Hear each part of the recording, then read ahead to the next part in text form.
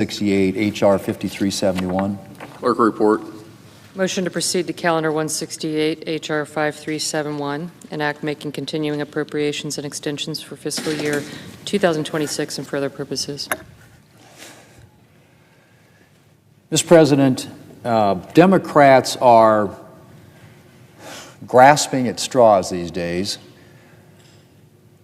The other day, the Democrat leader came to the floor and tried to reboot the notion that the clean CR sitting before us here in the Senate is a partisan CR.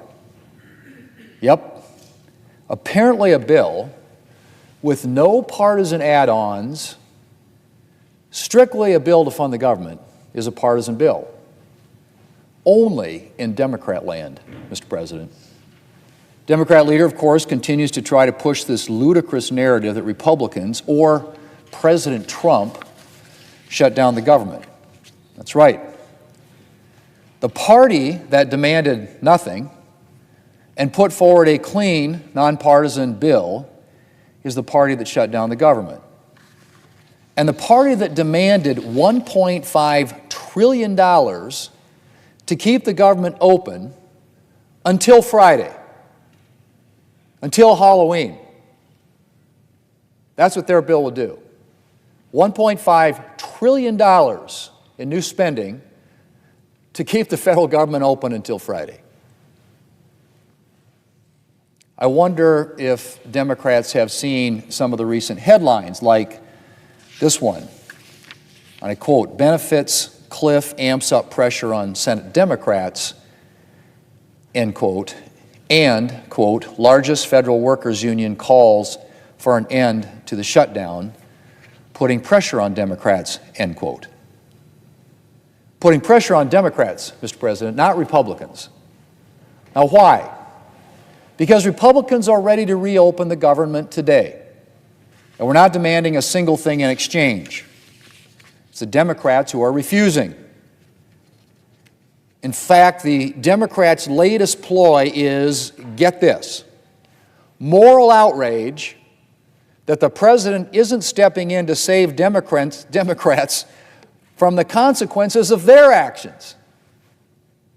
That's right. Democrats are outraged that they are coming face to face with the consequences of their decision to shut down the government.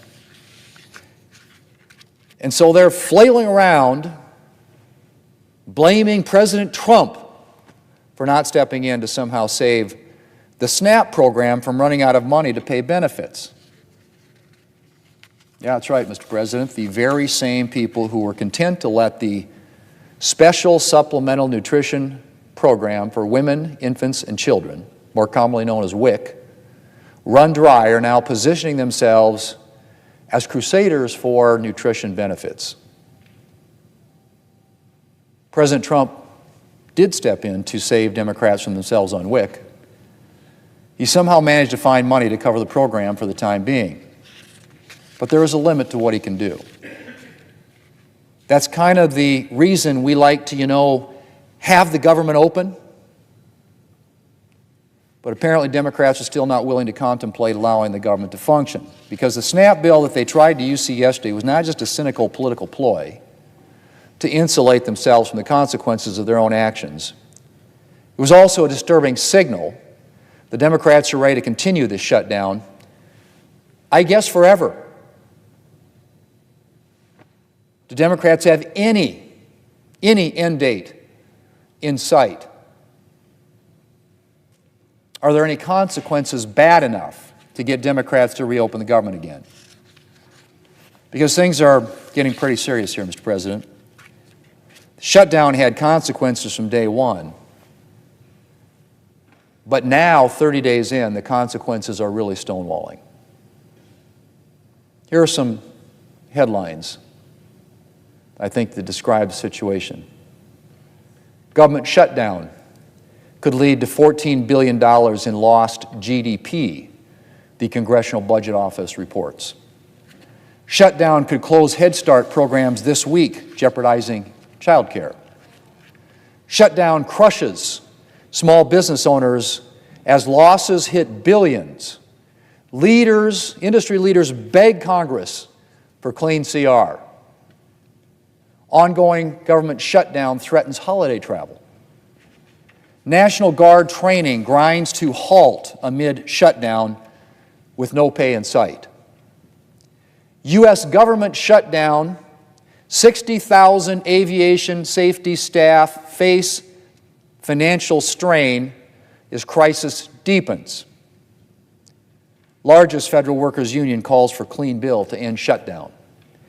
Those, Mr. President, are just a sampling of the headlines out there, and they represent the consequences as the Democrat shutdown accelerates.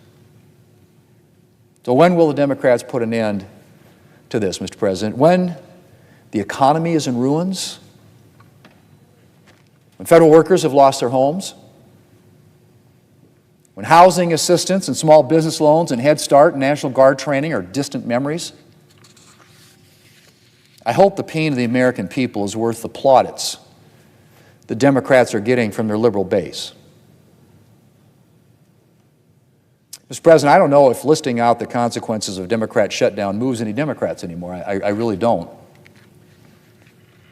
In fact, more than one member of their party, way more than one member of their party, has described using the pain of the American people as leverage. I'll give you an example of some of the things that they've been saying. Starting with the Democrat leader, every day gets better for us. The whip, the number 2 position among House Democrats, says there will be families that are going to suffer, but it was one of the few times, or the few leverage times that we have. Senator from New Mexico, paying our troops gives the president more leverage. That's a really good reason not to pay the troops, right? Senator from Arizona asked about it, said, hey, I just go back and shut it down again. Senator from Delaware, frankly, this is our only moment of leverage, and although a very pleasant tool to use, very unpleasant tool to use. Yeah, it's unpleasant, all right, if you're a worker who's lost their jobs, not getting paid. And of course, the senator from Vermont, you reopen the government, we lose our leverage. It's all about leverage. That's what they're making it all about, leverage. So the question is, when are American people going to matter more than their leverage, Mr. President?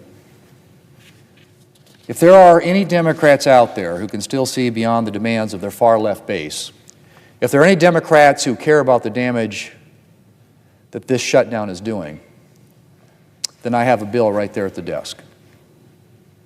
A clean, nonpartisan continuing resolution to fund WIC, SNAP, troop pay, air traffic controller pay, farm programs, housing assistance, our national defense, and every single other government priority. We just need 5 Democrats to show some courage and join the 3 Democrats who are already with us, and we can get this government open. That's all it takes, Mr. President. Everybody knows that in the Senate it takes 60 votes to do anything. And Democrats come down here and consistently say, well, the Republicans have control of the Senate, the House, the White House. And the Republicans in the House, the Senate, and the White House are all agreed. Open up the government. But you can't do that in the Senate unless you have 60 votes, meaning we have to have a few Democrats. We have a few already. We need 5 Democrats with a backbone.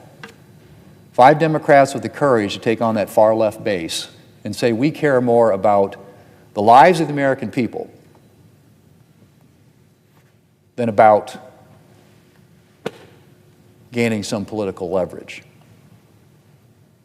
This takes 5, Mr. President. Enough is enough. I urge my Democrat colleagues to agree to reopen the federal government and to do it today. Mr. President, I yield the floor. And I suggest the absence of a quorum. Ms. Alster Brooks.